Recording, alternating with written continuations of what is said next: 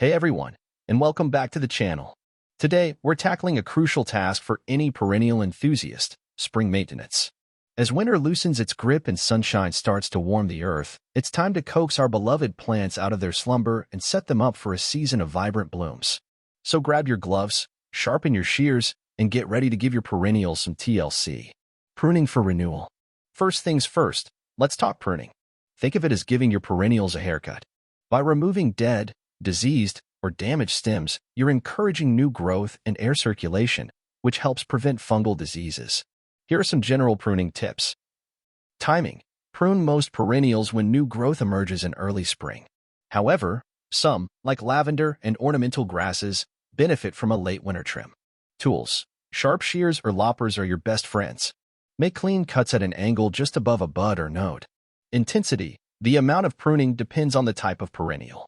Some, like daylilies, can handle a hard cutback, while others, like ferns, might just need a few fronds removed. Dividing for abundance. If your perennials are looking overcrowded or blooming less than usual, consider dividing them. This simple process rejuvenates established plants and creates new ones for your garden or to share with friends. Here's how to divide perennials. Dig up the clump, carefully loosen the soil around the base of the plant and gently lift it out. Separate the crowns. Using your hands or a spade, gently pull apart the root ball, dividing it into sections with healthy crowns and roots.